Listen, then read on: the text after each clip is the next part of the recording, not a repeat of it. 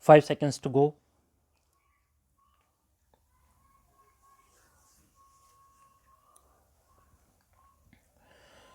Start. Generally, admissions of fact made by a council are binding upon their principals as long as they are unequivocal. Where, however, doubt exists as to a purported admission, the court should be wary to accept such admissions until and unless the counsel or the advocate is authorized by his principal to make such admissions. Furthermore, a client is not bound by a statement or admission which he or his lawyer was not authorized to make. A lawyer generally has no implied or apparent authority to make an admission or statement which would directly surrender or conclude the substantial legal rights of the client unless such an admission or statement is clearly a proper step in accomplishing the purpose for which the lawyer was employed. We hasten to add neither the client nor the court is bound by the lawyer's statements or admissions as to matters of law or legal conclusions. Thus, according to generally accepted notions of professional responsibility, lawyers should follow the client's instructions rather than substitute their judgment for that of the client. We may add that in some cases, lawyers can make decisions without consulting the client, while in others, the decision is reserved for the client. It is often said that the lawyer can make decisions as to tactics without consulting the client, while the client has a right to make decisions that can affect his rights. Recently, a two-judge bench of this court in Director of Elementary Education Odisha versus Pramod Kumar Sahu observed that a concession on a question of law concerning service rules would not bind the state. The concession given by the learned state council before the tribunal was a concession in law and contrary to the statutory rules.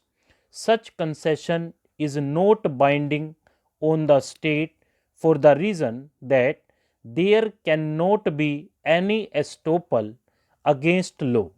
The rules provide for a specific grade of pay. Therefore, the concession given by the learned state council before the tribunal is not binding on the appellant.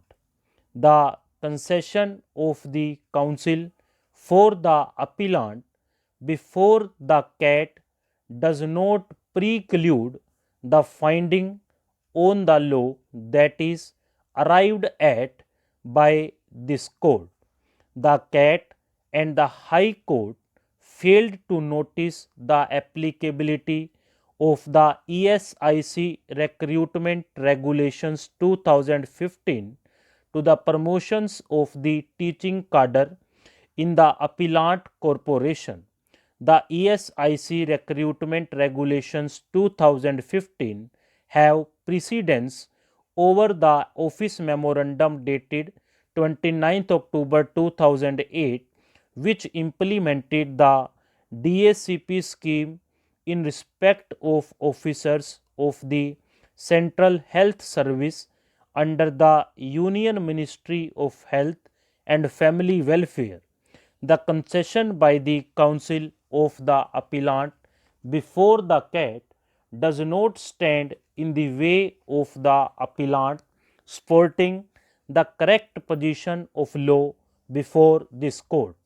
The contesting respondents did not challenge the ESIC Recruitment Regulations 2008 or the ESIC Recruitment Regulations 2015 before the CAT or the High Court. The argument on lack of prior approval as per section 17(2) of the ESI Act is obviated by the preamble to the ESIC Recruitment Regulations 2015. The contesting respondents have only supported the applicability of the DACP scheme to claim promotion as associate professor after 2 years of service. The advertisements for recruitment mentioning the DACP scheme would have no effect since they were in contravention of the applicable recruitment regulations. Therefore, for the above reasons, we are of the view that the appeal should be allowed. The appeal is accordingly allowed, and the impugned judgment and order of the division bench of the Karnataka High Court dated 5th September 2019 is set aside.